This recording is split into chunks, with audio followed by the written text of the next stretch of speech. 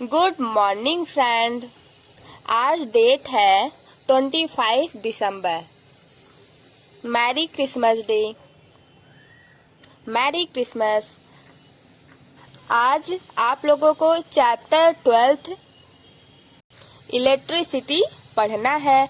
तो question number first है 1 marks question हम आपको बताएंगे, 2 मार्क्स क्वेश्चन बताएंगे एंड 3 मार्क्स क्वेश्चन हम आप लोगों को बताएंगे। तो 1 मार्क्स क्वेश्चन में क्या है उसको हम लोग देखते हैं। देखो, if the charge on an electron be 1.6 into 10 के power -19 coulomb, find the approximate numbers of electron in 1 coulomb.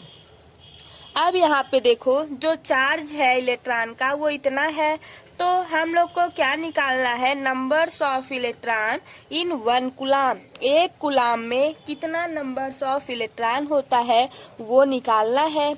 तो यहाँ पे देखो कैसे निकलेगा। अब यहाँ पे देखो 1.6 इंटू 10 के पावर -18 कूलम यहाँ पे चार्ज है। चार्ज इज ऑफ 1 इलेक्ट्रॉन, ठीक, and 1 coulomb charge is equal to 1.6 into 10 के पावर -19 इलेक्ट्रॉन हो जाएंगे टोटल्स। क्लियर। अब यहाँ पे देखो नंबर्स ऑफ इलेक्ट्रॉन कितना होगा, नंबर्स ऑफ इलेक्ट्रॉन। अब इसको हम लोग डिवाइड करेंगे तो ये ऊपर चला जाएगा। तो देखो 10 के पावर -19 ऊपर लेके जाओ तो यहाँ -19 है तो ये प्लस हो जाएगा बाई 1.6 इतना हुआ। अब यहाँ से 10 ले लो, 10 और इतना, ठीक, 10 के पावर 18 कर लो, यहाँ पे 00 कर लो। फिर इसको जब हम लोग डिवाइड करेंगे जानते हो कितना आएगा, यहाँ पे 6.25 इंटू 10 के पावर 18 आएगा, इतना टोटल आएगा। ये क्या आएगा, numbers of electron. Clear, right. ये हो जाएगा numbers of electron equal to 6.25 into 10 के power 18। Question number second, list any 2 factors on which resistance of a conductor depends.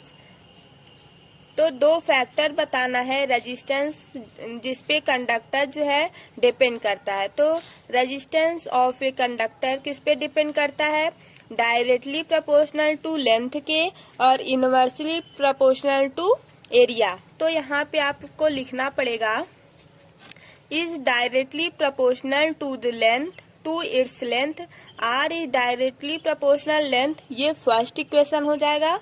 और second is inversely proportional to its area of cross sectional, r is inversely proportional to 1/a। जब directly proportional होता है तो यल लगाएंगे, जब inversely proportional होगा तो 1/a यहाँ पे कर देंगे। ये इक्वेशन सेकेंड हो जाएगा। First equation and second equation को जब हम लोग यहाँ से कंपेयर करेंगे तो आर डायरेक्टली प्रोपोर्शनल हो जाएगा लेंथ बाई एरिया की। फिर यहाँ से हम लोग लिख सकते हैं आर, जब ये डायरेक्टली प्रोपोर्शनल लगता है तो यहाँ पर रो लेंथ बाई एरिया हो जाता है। तो आर जो है मीन्स ये जो रेजिस्टेंस है वो किस पे डिपेंड करता है, लेंथ पे डिपेंड करता है। अगर रेजिस्टेंस बढ़ेगा तो लेंथ भी बढ़ेगा, अगर रेजिस्टेंस बढ़ेगा तो एरिया घटेगा। ये अगर इनवर्सली प्रोपोर्शनल है तो वो जस्ट अपोजिट होता है। ओके, जैसे यहाँ पे रेजिस्टेंस है, रेजिस्टेंस अगर बढ़ा तो लेंथ भी बढ़ेगा। इस पे 1 नंबर का क्वेश्चन पूछा जा सकता है, जैसे BHU BSc में भी पूछा गया है, अगर रेजिस्टेंस बढ़ेगा तो क्या लेंथ बढ़ेगा कि नहीं। तो ये सब आप लोगों को ऑलवेज टाइम तक ध्यान में रखना पड़ेगा। अगर रेजिस्टेंस आर जो है रेजिस्टेंस है, एल जो है वो लेंथ है, ए जो है वो एरिया है। अगर एरिया बढ़ेगा तो रेजिस्टेंस घटेगा, एरिया बढ़ेगा रेजिस्टेंस घटेगा। अगर रेजिस्टेंस घटेगा तो ये जो लेंथ है वो भी घटेगा, क्योंकि आर जो है वो डायरेक्टली प्रोपोर्शनल है किसके, लेंथ के। जब लेंथ बढ़ेगा तो रेजिस्टेंस भी बढ़ेगा। अगर रेजिस्टेंस और लेंथ बढ़ा तो एरिया आल्सो डिक्रीजेज। क्लियर? ये क्वेश्चन बहुत ही इंपॉर्टेंट है। Question number 3, what is the SI unit of electric potential? Electric potential का एसआई यूनिट क्या होता है? तो volt is the SI unit of electric potential. ये जो वोल्ट है वो एसआई यूनिट है किसका, पोटेंशियल का, इलेक्ट्रिक पोटेंशियल का। क्लियर? ये सब क्वेश्चन 1 नंबर में आएगा और 4 ऑप्शन दे देगा, ए मीटर, रेजिस्टेंस, रेजिस्टिविटी ये सब देगा और वोल्ट देगा, करंट दे देगा।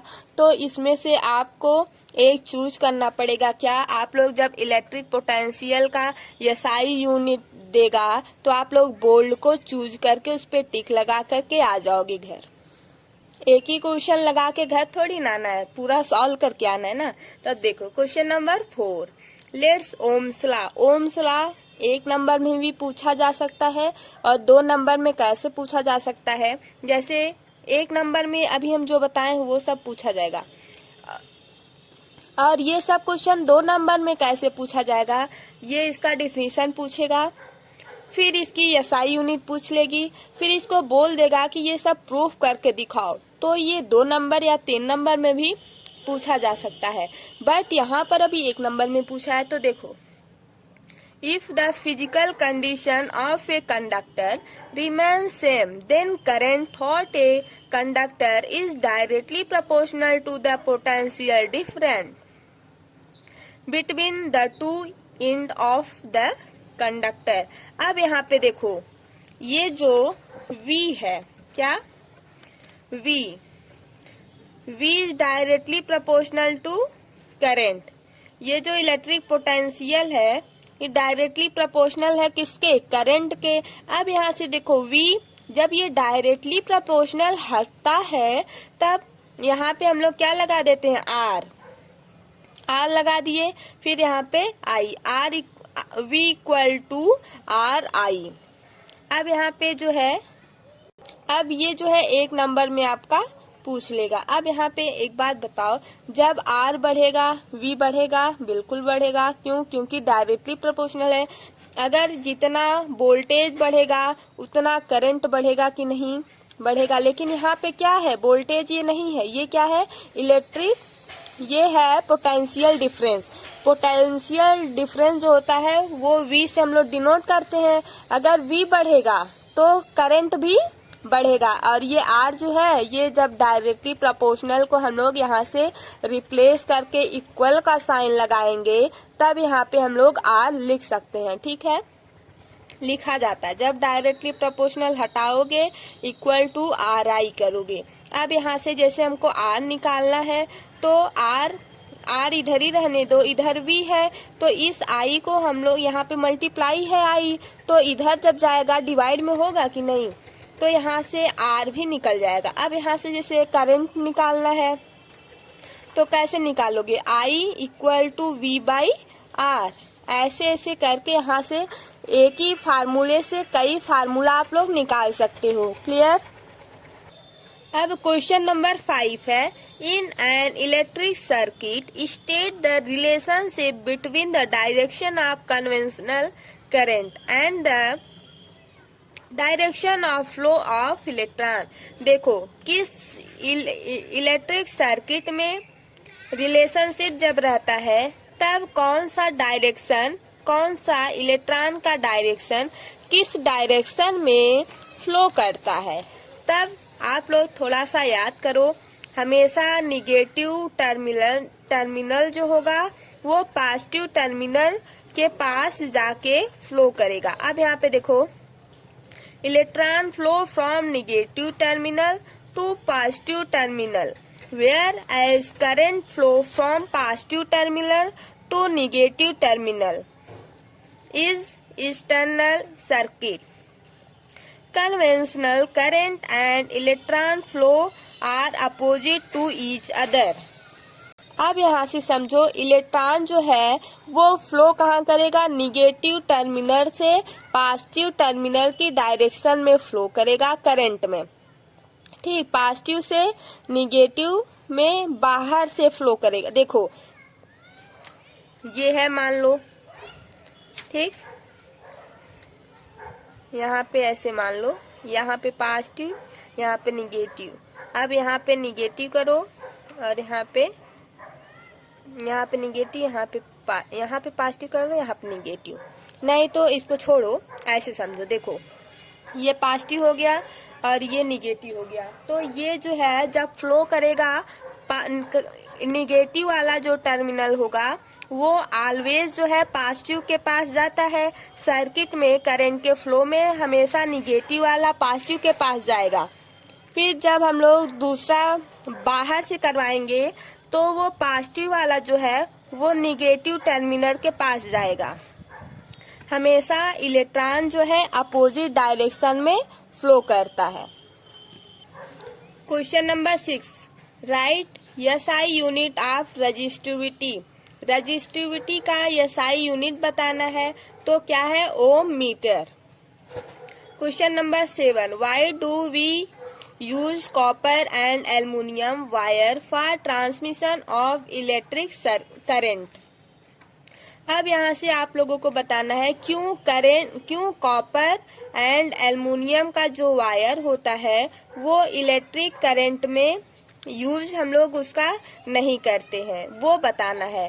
तो क्यों नहीं हम लोग इसका यूज करते हैं कॉपर और एल्युमिनियम का, क्योंकि कॉपर और एल्युमिनियम का जो रजिस्टिविटी होती है वो वेरी लो होता है, बहुत लो होता है रजिस्टिविटी किसका, कॉपर का और एल्युमिनियम का, इसलिए हम लोग इसको यूज नहीं करते हैं। अब यहाँ पे देखो, copper and aluminium wire are use for electric transmission due to their low resistivity. Copper and aluminium wire का जो रजिस्टिविटी होती है वो बहुत लो होता है, इसलिए हम लोग यूज नहीं करते हैं ट्रांसमिशन में कॉपर और एल्युमिनियम को। अब क्वेश्चन नंबर 8 है, what is the lowest resistance that can be obtained by combining 4 coil of resistance 4 ohm, 8 ohm, 12 ohm and 24 Om.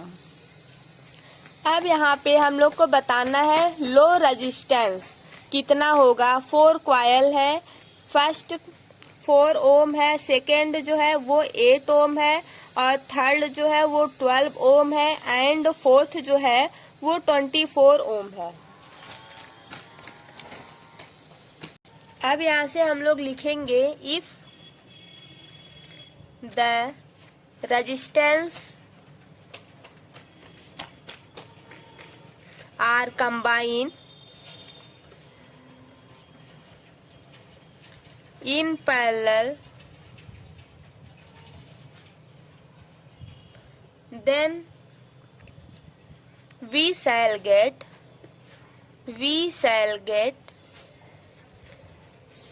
the lowest resistance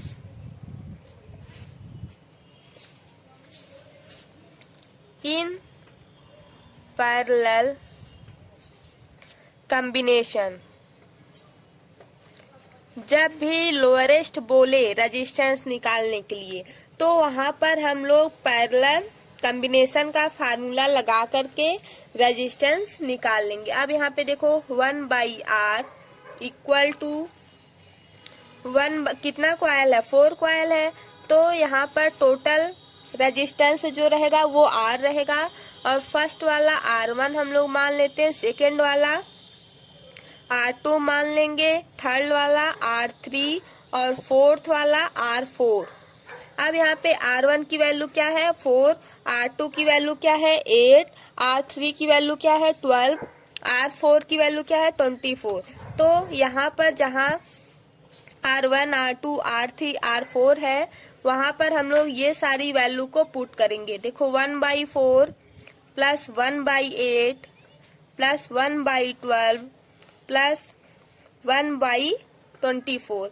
तो इन 4, 8, 12, 24 इन चारों का जब हम लोग एलसीएम निकालेंगे तो 24 ही आएगा।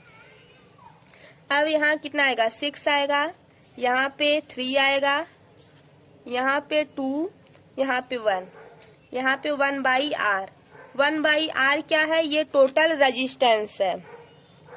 इन सबको हम लोग ऐड करेंगे तो आएगा 12/24, फिर इसको कट करेंगे तो 1/2 आ जाएगा।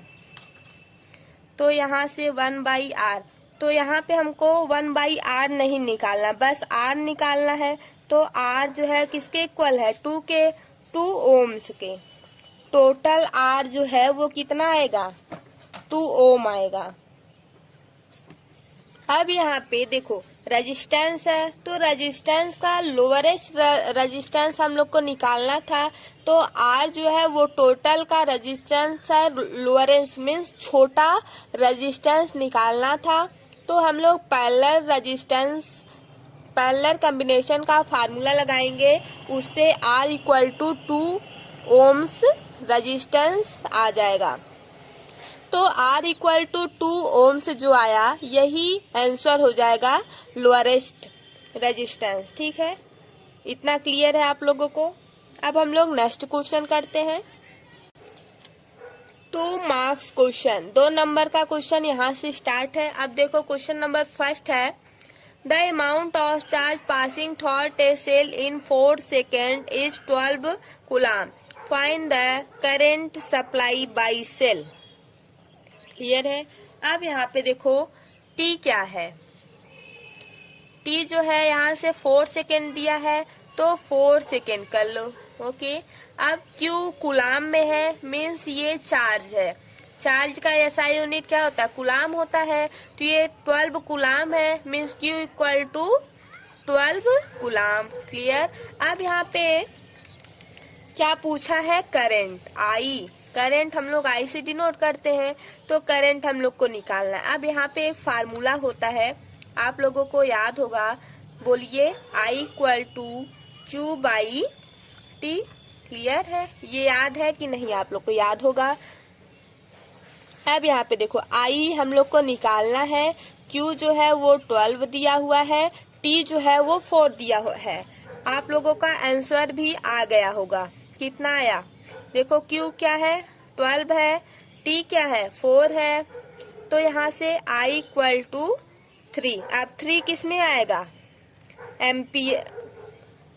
एम्पियर में आएगा ना, तो यहाँ से 3 equal to I equal to 3 ampere, I equal to 3 ampere, ये आपका आंसर हो गया। तो इतना इजी क्वेश्चन है। ये सब क्वेश्चन 2 मार्क्स में पूछा जाता है, वहां पर फार्मूला ही हम लोग भूल जाते हैं, बट ये सब फार्मूला आप लोग याद करके जाइएगा। ठीक है। अब यहाँ पे देखो इजी फार्मूला है, कुछ है नहीं इसमें, जाहिर से आप लोगों को ये सब याद होगा क्योंकि बोर्ड एग्जाम बिल्कुल पास आ गया है, सोना नहीं है। अब कल जितने लोग सो रहे हैं सब लोग उठ जाएं, पढ़ें थोड़ा। Calculate the numbers of electrons that would flow per second through a cross sectional of a wire when 1 ampere current flow in its। इसमें कैलकुलेट क्या करना है, नंबर्स ऑफ इलेक्ट्रॉन जो कि फ्लो है पर सेकेंड, फ्लो पर सेकेंड। क्रॉस सेक्शनल एरिया कितना दिया हुआ है, A 1 ampere current flow in its. अब यहाँ पे देखो क्या क्या दिया है और क्या निकालना है। तो यहाँ पे I जो है वो कितना दिया हुआ है, मीन्स करंट जो है वो 1 एम्पियर दिया हुआ है, और T जो है वो कितना दिया हुआ है 1।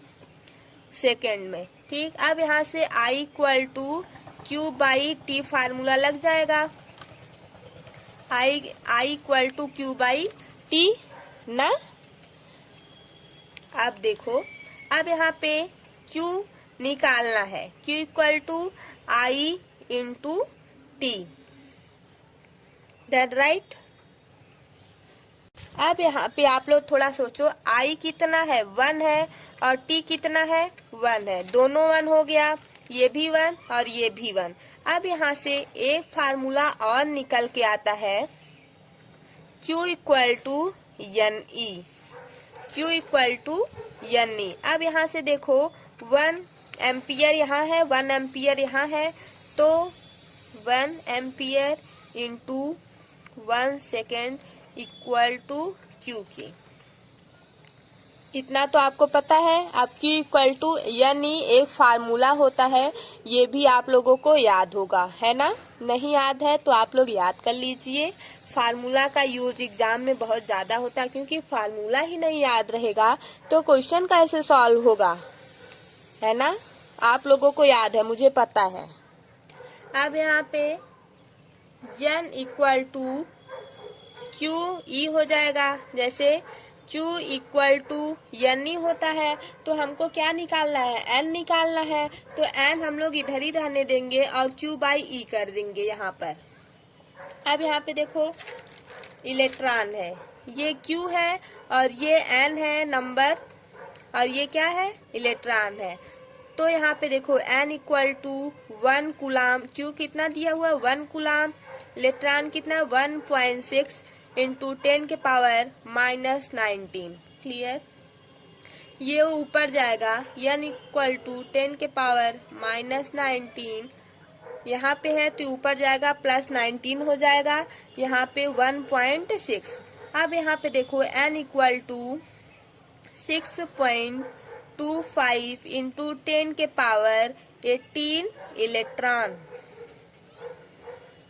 That right. इतना आप लोगों को क्लियर है, तो यही आपका आंसर हो जाएगा।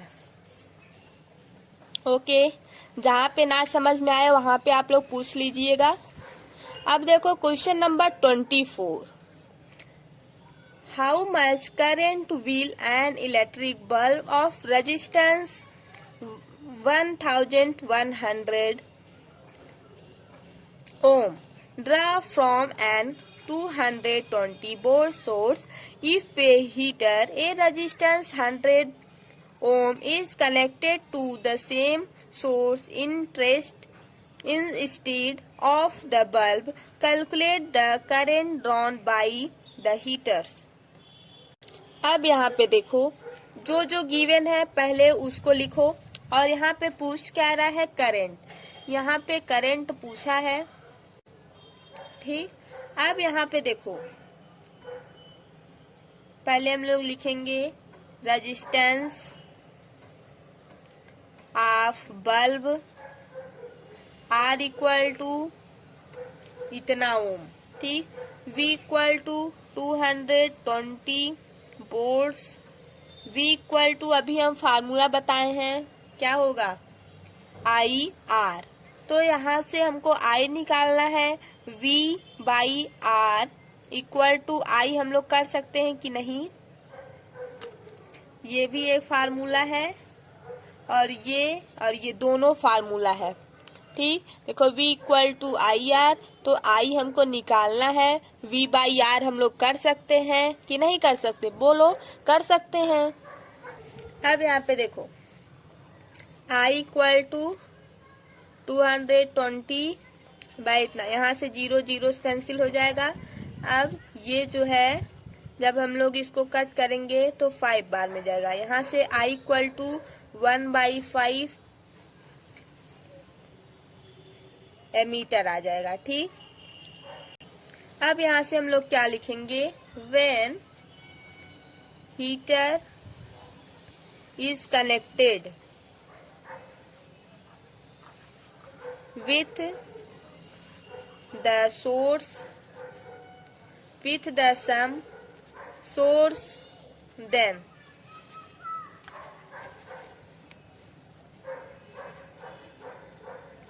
I equal to V by R. I क्या है 220, R क्या है 100 I। अब यहाँ पे देखो जीरो जीरो कैंसिल, बचा 10 और यहाँ बचा क्या 22। तो 10 को 22 से डिवाइड करोगे क्या आएगा 2.2 ampere. I equal to 2.2 ampere आ गया, 2.2 एम्पियर। तो ये आपका आंसर हुआ। क्लियर है ये सब आप लोगों को? जहाँ पे ना समझ में आए वहाँ पे आप लोग पूछ लीजिएगा, नो टेंशन, क्योंकि हम है ना। अब यहाँ पे क्वेश्चन नंबर फर्स्ट है, list in a tabular form to different between volt meter and ammeter. Volt meter और ए मीटर में हमको डिफरेंस बताना है। ठीक है, वोल्ट मीटर का जो है, वोल्ट मीटर और एमीटर में क्या क्या डिफरेंस है वो बताना है। अब यहाँ पे देखो, it is use to measure PD cross two point in an electric circuit. यहाँ पे देखो, it is use to measure electric current in an electric circuit. यहाँ पे एमीटर में हम लोग किसका मेजर करते हैं, इलेक्ट्रिक करंट का। और यहाँ पे हम लोग 2 पॉइंट रहता है, उसके बीच में ए देखते हैं ना, क्रॉस सेक्शनल। सेकेंड क्या है, it resistance is very high. जो वोल्ट मीटर होता है उसका रेजिस्टेंस वेरी हाई, बहुत हाई होता है। अब एमीटर क्या होता है बोलो, it resistance of very low, जिसका रेजिस्टेंस बहुत ही कम होता है। हाई होता है किसका, वोल्ट मीटर का। कम होता है मीन्स लो किसका होता है, एमीटर। कैसे याद करोगे, एमीटर जो होता है वेरी लो, ऐसे बोलोगे याद हो जाएगा, वेरी लो किसका होता है, ammeter. Volt meter very high, volt meter very high, volt meter very high, ammeter very low. अब यहाँ पे देखो थर्ड क्या है, an volt meter is connected in parallel in an electric circuit. Volt meter जो होता है वो पैरेलल कैसे होता है बोलो, ऐसे होता है, ठीक। लेकिन यहाँ पे जैसे ऐसे है ना, फिर यहाँ पे ऐसे है, ये दूसरे के पैरेलल है। सीरीज में कैसे होता है, ऐसे है, फिर ऐसे है, फिर ऐसे है, ये सीरीज हो गया और ये पैरेलल हो गया ऊपर नीचे। ठीक है, वोल्ट मीटर जो होता है वो पैरेलल सर्किट में कनेक्ट होता है और एमीटर जो होता है वो सीरीज लाइक दिस। क्लियर?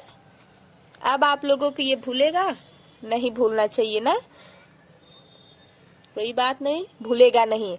ये क्वेश्चन 3 नंबर में भी पूछा जा सकता है, 1 नंबर में भी पूछा जा सकता है और 2 नंबर में भी तो पूछा जाएगा।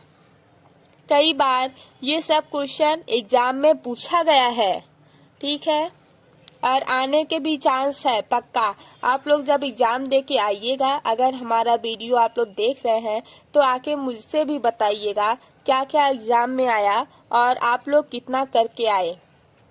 मैथ हो या फिजिक्स हो या केमिस्ट्री हो, सब में से फंसेगा ना। हम उम्मीद करते हैं कि आप लोगों का एग्जाम बहुत ही अच्छा जाएगा। आप लोग कहीं से भी पढ़िए, बस आप लोगों को रटना नहीं है, ठीक है। अच्छे से पढ़ो और समझ के जाओ, किसी से भी पढ़ो, नंबर अच्छा लाना है, क्योंकि आगे भी आप लोगों को कुछ करना है।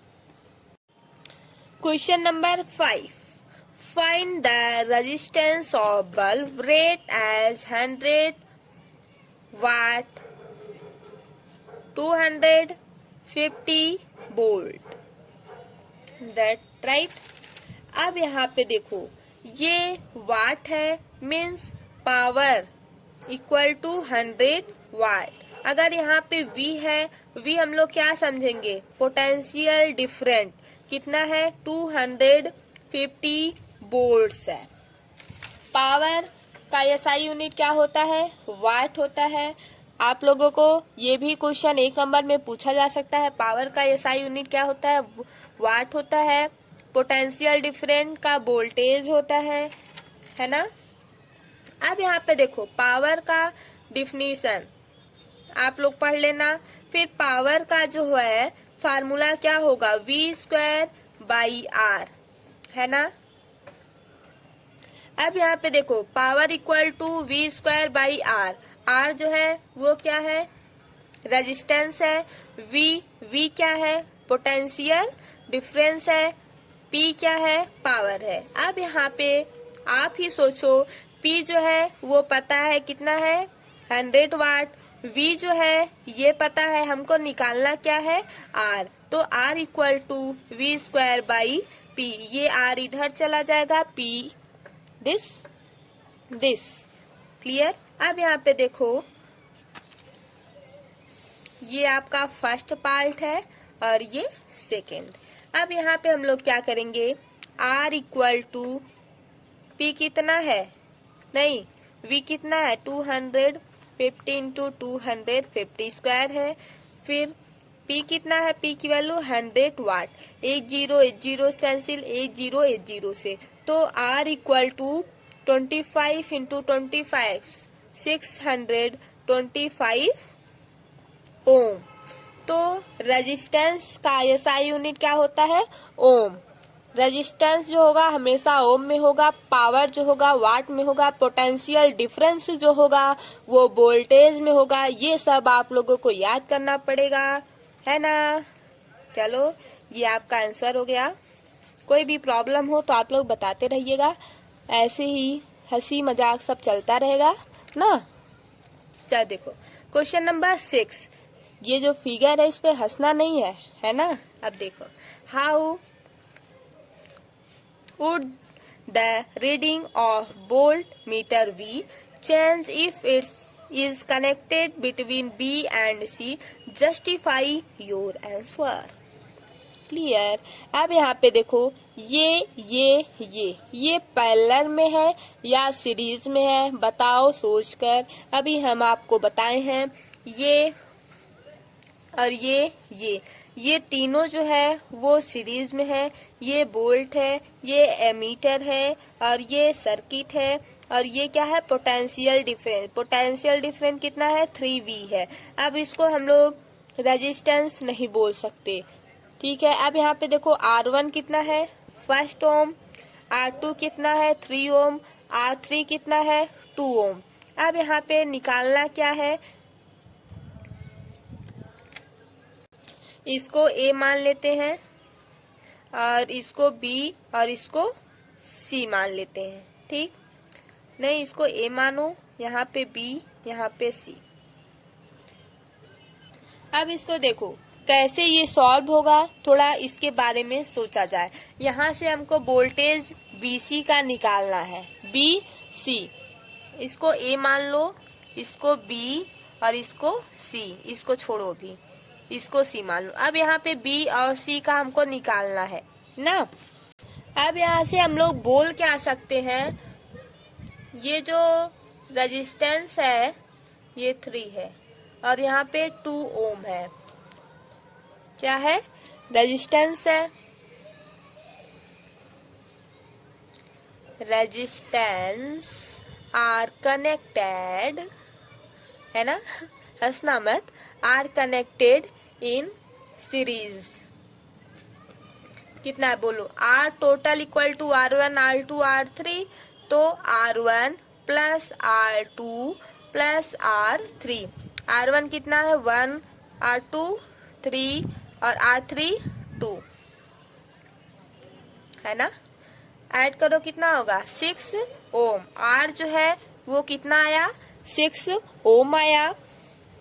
अब यहाँ पे देखो current in each resistance. Current जो है कितना, हर एक करंट कितने, हर एक रेजिस्टेंस में कितना करंट है सेम वो निकालो। रेजिस्टेंस इन सेम, रेजिस्टेंस में कितना करंट सेम है वो बताओ, 1/2A। अब यहाँ पे देखो voltage A cross B and C equal to 1/2 into 3, that right? Okay. अब यहाँ पे हम लोग लिख सकते हैं 3/2 वोल्टेज। तो यहाँ पे देखो V, अच्छे से लिख दूं क्या, BC equal to 3/2 voltage, volt. यही आपका आंसर हो गया। थोड़ा हवा चल रहा है ना।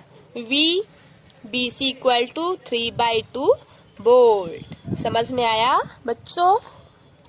देखो question number next, state the factors on which the resistance of a cylindrical conductor depend. How will resistance of a conductor change if it's a stress so that its length is double? अब इसमें क्या करना है, ये जो question है वो बहुत ही इम्पोर्टेंट है और इस टाइप का क्वेश्चन उसमें पूछा जाता है, मेंस में पूछा जाता है और एडवांस में भी पूछा जाता है, ऐसे ही रहता है। अभी हम लोग पढ़ रहे हैं फिर भूल जाता है, लेकिन जब हम लोग कंपटीशन का एग्जाम देने जाते हैं वहां पर ऐसा ही क्वेश्चन पूछता है एग्जाम में। या तो यही क्वेश्चन दे देगा डायरेक्ट आपको ऑप्शन में, R equal to 3R, R equal to NR, R equal to 5R। तो वहां पे अगर हम लोग यहाँ पे अच्छे से सॉल्व किए हैं तो हम लोग को ऐसा क्वेश्चन आप लोग देखोगे मेंस में पूछा गया है ना।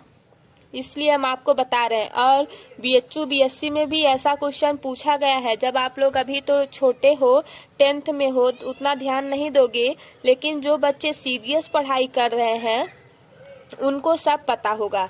जब आप लोग अभी तो नहीं समझ में आएगा, लेकिन आप लोग जब कंपटीशन का एग्जाम देने जाओगे 2 साल बाद, तब आपको पता चलेगा हाँ ये सब क्वेश्चन मैं पढ़ा हूँ, और आप डायरेक्ट लगा के आ जाओगे अगर आपको याद रहेगा मेरा बताया हुआ। या तो आप लोग कहीं और पढ़े होंगे, वहाँ पे भी ये क्वेश्चन बताया जाएगा। ऐसा क्वेश्चन क्योंकि बहुत ही इम्पोर्टेंट है यार, एग्जाम में कई बार मेंस में भी आया है, एडवांस में भी आया है। एडवांस में क्या करता है, थोड़ा हाई लेवल का कर देता है, जहाँ पे इसकी वैल्यू जानते हो क्या आएगी, R2 इक्वल टू 4R1 आएगा। तो वहाँ पर R1 की जगह कोई जैसे 35 दे दिया और R2 ही, फिर 35 इंटू 4 का मल्टीप्लाई आपको करके तब आंसर लाना पड़ेगा। ऐसे क्वेश्चन तो यही रहेगा, बस थोड़ा सा जैसे वैल्यू चेंज कर देता है ना। तो ये क्वेश्चन बहुत ही इम्पोर्टेंट है और ऐसा क्वेश्चन अभी तो नहीं, अभी आपके एग्जाम में आ सकता है, बट ये क्वेश्चन आपके एग्जाम में आगे भी आने के बहुत ज्यादा चांसेस है। अगर आप लोग हमारा वीडियो देख रहे होंगे तो आप बताइएगा 12th पास होने के बाद आया है या नहीं। अभी तो आप लोग छोटे हो, 10th में हो, उतना कोई ध्यान से नहीं पढ़ता, बस जितने बच्चे सीरियस हैं उनको सब पता होगा। जो लोग अभी से IIT का तैयारी कर रहे होंगे उनके लिए हम बता रहे हैं, ओके। और बायो वाले के लिए तो ठीक है, जितना बता रहे हैं बस उतना ही काफी है एग्जाम के लिए ही। अब यहाँ पे देखो कुछ हम बोलेंगे वो आपको लिखना पड़ेगा। लिखो रेजिस्टेंस ऑफ सिलेंड्रिकल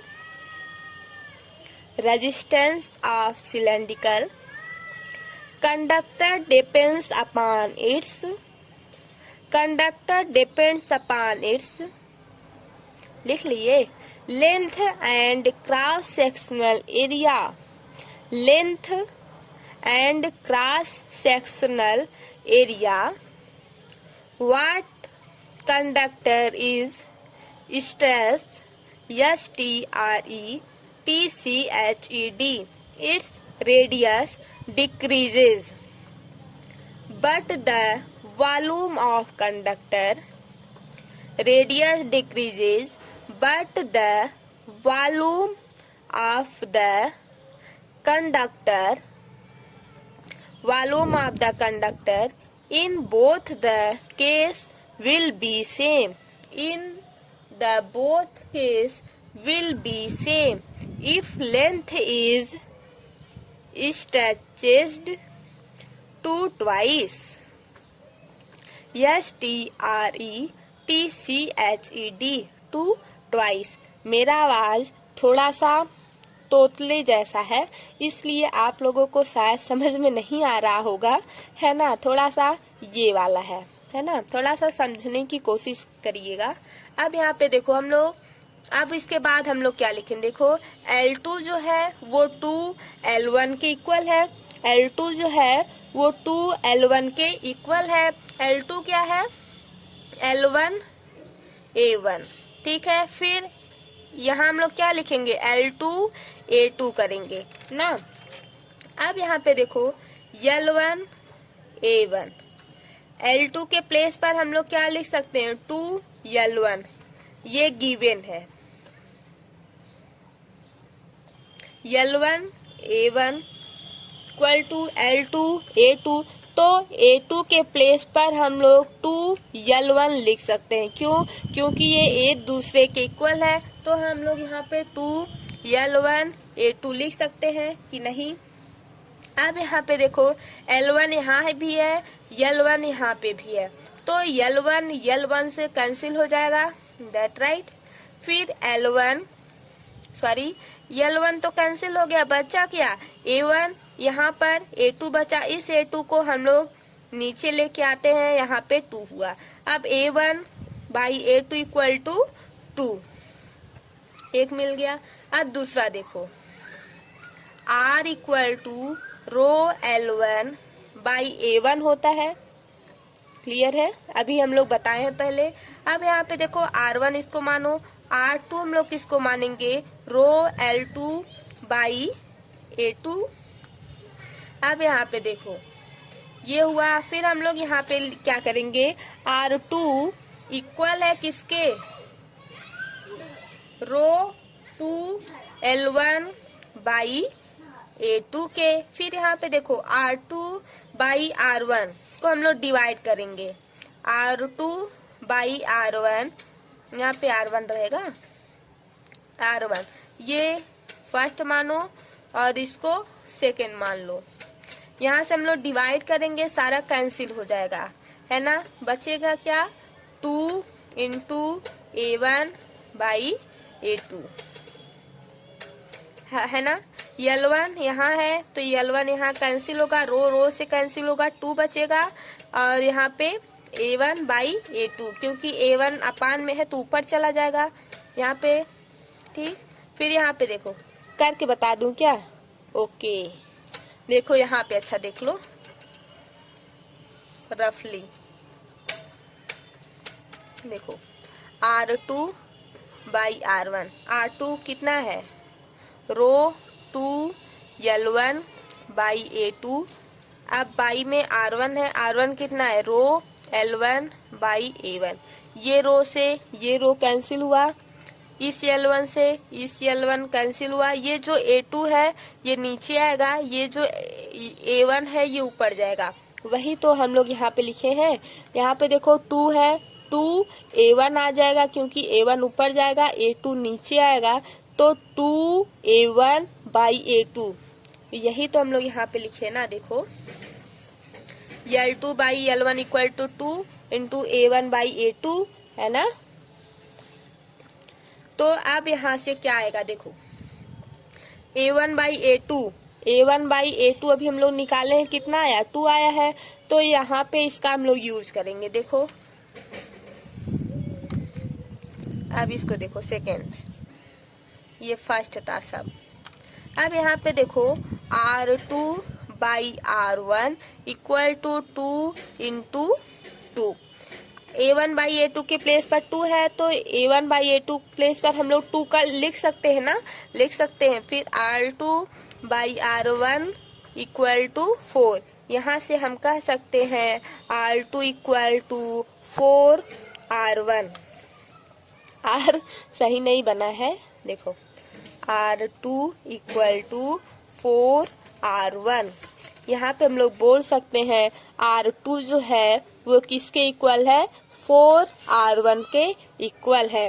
तो यह जो है बहुत इम्पॉर्टेंट है। एग्जाम में अगर हार्ड क्वेश्चन आप लोगों का बनेगा क्लास 10th में साइंस का, तो ये क्वेश्चन पूछा जा सकता है। हार्ड क्वेश्चन में ये क्वेश्चन पूछा जा सकता है, ठीक है। और ये सब क्वेश्चन कंपटीशन लेवल के लिए भी बहुत ही इम्पोर्टेंट है।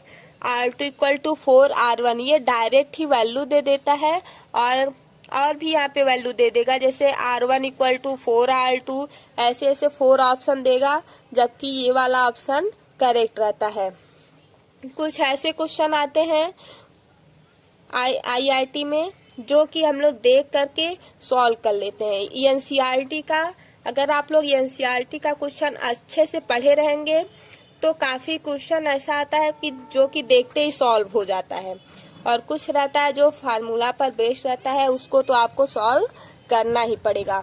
बस इस टाइप के जितने भी क्वेश्चन रहते हैं, कुछ ऐसा आता है 4-5 क्वेश्चन कि जो देखते ही सॉल्व हो जाता है। उसी में ये भी जो है आपका इम्पोर्टेंट है, ये भी इसी में आता है कि बस देखो और सॉल्व कर दो। कई बार पूछा गया क्वेश्चन है ये IIT में, मेंस में, ओके।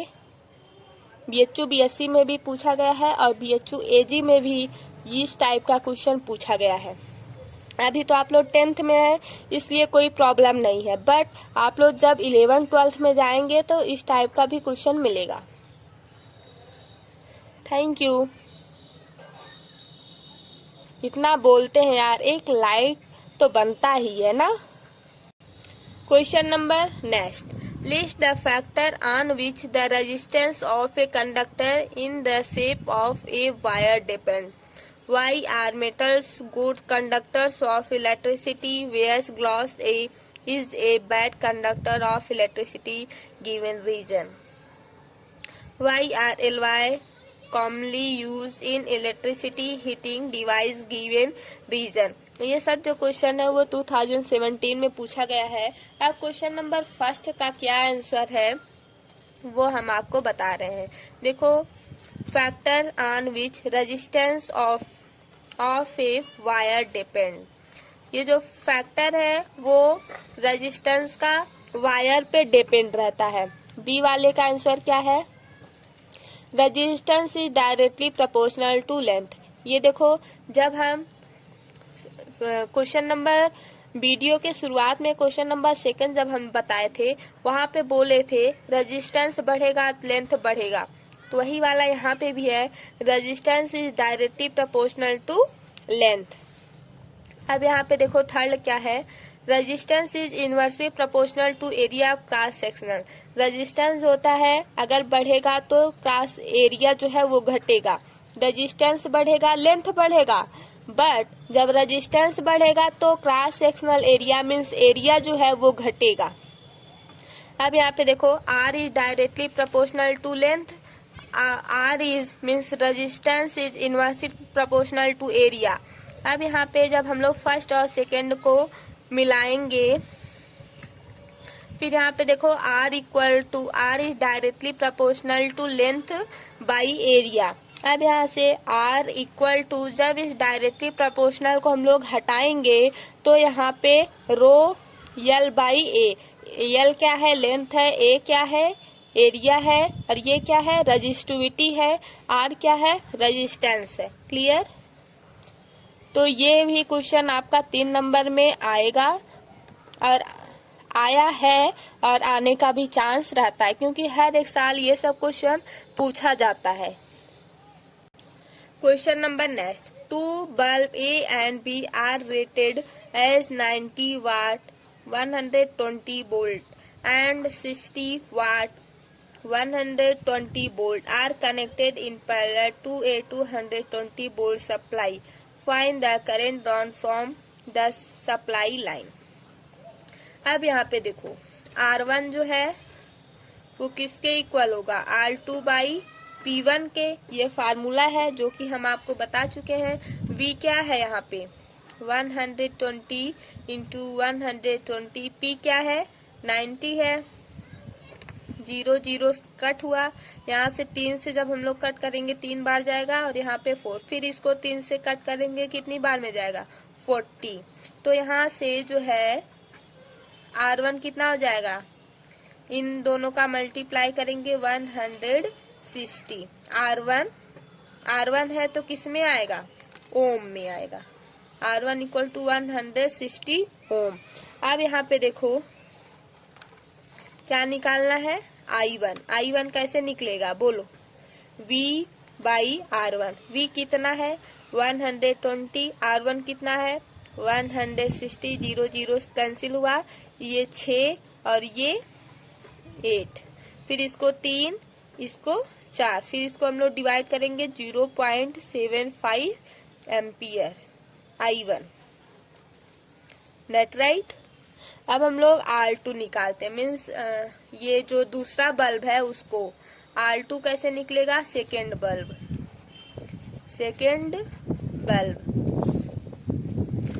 बल्ब कैसे निकलेगा, देखो R2 है, R2 क्या है यहाँ पे वोल्टेज 120 बाई 60,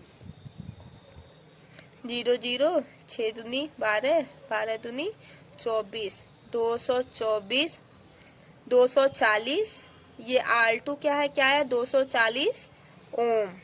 फिर यहाँ से I1 निकालना है, नहीं I2 निकालना है।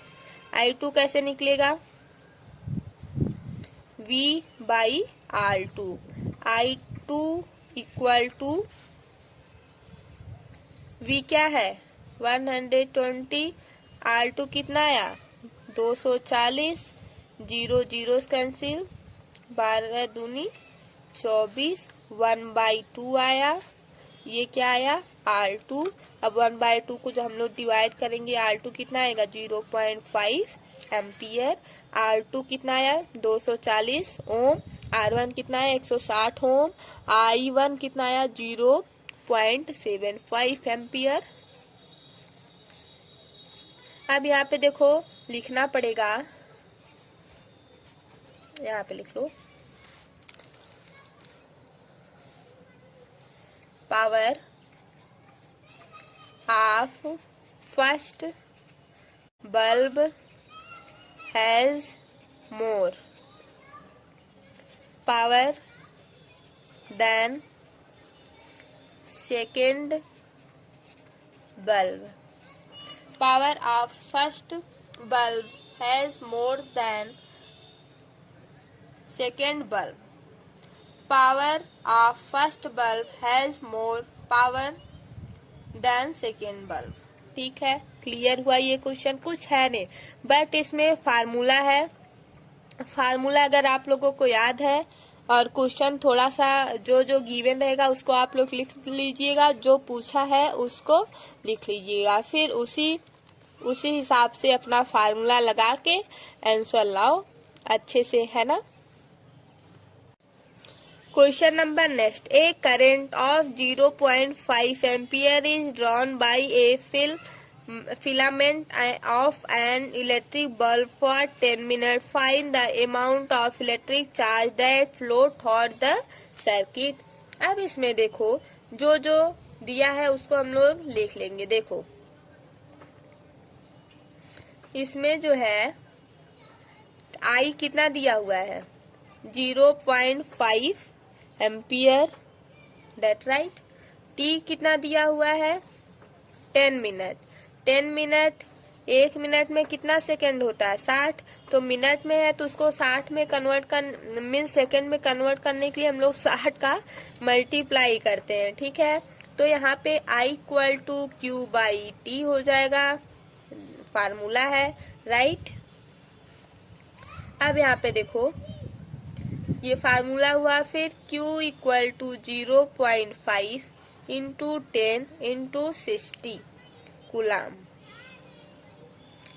नहीं है ये, हाँ चार्ज तो इसमें ही आएगा ना कुलाम में ही।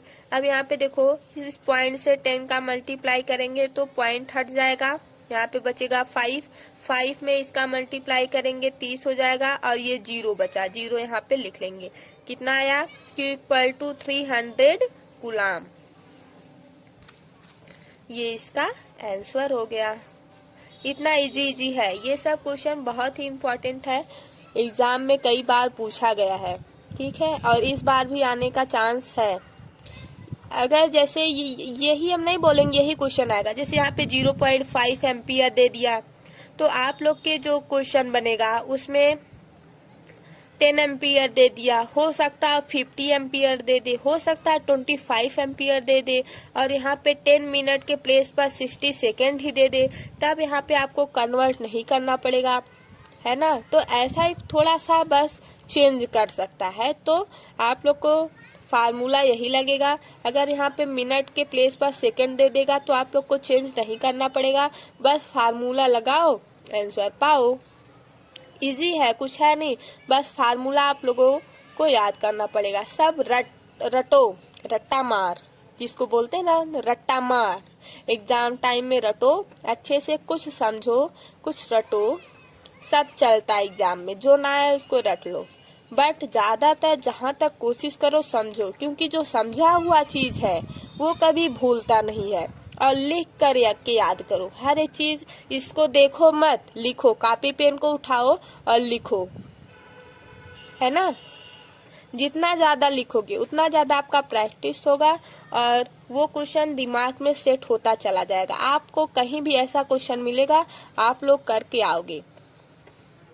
Okay, question number next. 2 electric lamp of 100 watt and 25 watt respectively does join in parallel to a supply of 200 volt. Calculate the total current flowing through the circuit. अब यहाँ पे देखो, 2 बल्ब है, ठीक है। बल्ब एक 100 वाट का है और दूसरा जो है 25 वाट का है, क्लियर। अब यहाँ पे देखो V क्या है, 200 वोल्ट का है। अब जो है पावर हम लोग फार्मूला क्या लगाएंगे, टोटल पावर P हो जाएगा। तो यहाँ पे 2 पावर है, एक P1 मान लो और दूसरा P2 हम लोग मान लेते हैं। अब P1 कितना है, 100 है, P2 कितना है, 25 है। इन दोनों को ऐड करेंगे 225 आ जाएगा।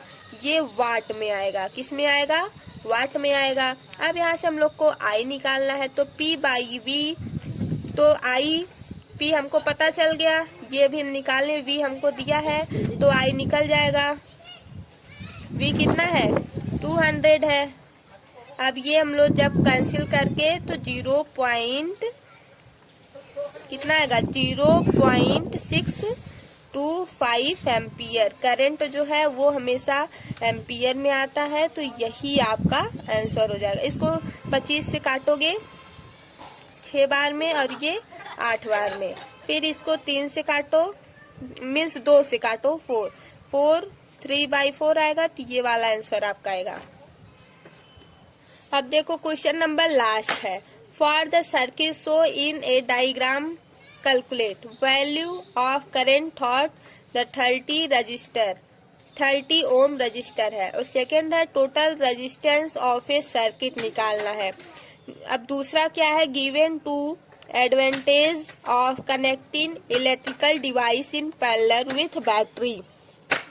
ये क्वेश्चन ऑल इंडिया में 2010 में पूछा गया है, बहुत इंपॉर्टेंट क्वेश्चन है। देखो बी वाले का आंसर है voltage cross each appliances remains.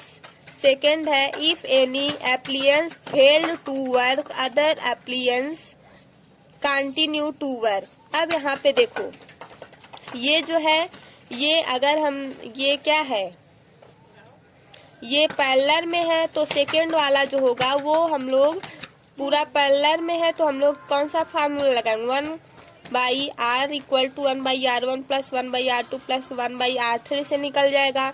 फिर फर्स्ट वाला 30 ओम दिया हुआ है, मीन्स R रेजिस्टेंस दिया है, ओम पता है कितना रेजिस्टेंस जो है 30 ओम दिया है, वोल्टेज हमको पता है कितना है 6 है, पोटेंशियल डिफरेंस पता है ना, V है, V मीन्स 6 ओम, 6 वोल्टेज है ना।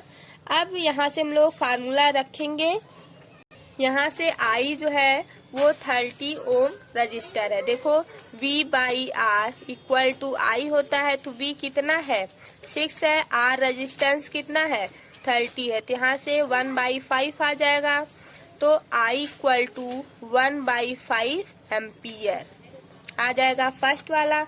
अब सेकंड वाले में क्या करेंगे हम लोग, all in parallel, R in parallel में 1/R P equal to 1/30 plus 1/10 plus 1/5 करेंगे, है ना। जैसे 1/R1 plus 1/R2 plus 1/R3 parallel वाला फार्मूला लगाएंगे, फिर इसका वैल्यू हम लोग यहाँ पे डायरेक्ट कर दिए हैं। अब इन तीनों का हम लोग एलसीएम लेंगे, क्या होगा बोलो, 30 होगा, 30 होगा कि नहीं, यहाँ पे 1 आ जाएगा, यहाँ पे 3, यहाँ पे 6, तीनों को ऐड करो 10 आ जाएगा, 10/30 1/RP, 0 0 कैंसिल हो जाएगा, RP 1/RP चाहिए तो 1 1 कैंसिल, RP जो है 3 है, तो यहाँ से हम लोग लिख सकते हैं RP इक्वल टू 3 ओम। तो यहाँ से RP क्या है, पैरेलल है, resistance parallel resistance equal to 3 ohm, यही आपका आंसर हो जाएगा। ठीक है, अगर आपको कहीं भी समझ में ना आए तो आप कमेंट करके बताइएगा, एनी भी प्रॉब्लम हो तो आप हमको बता सकते हैं। जहाँ पे ये क्वेश्चन ना समझ में आया है वहाँ पे आप लोग कमेंट करके बता सकते हैं। Thank you, bye bye.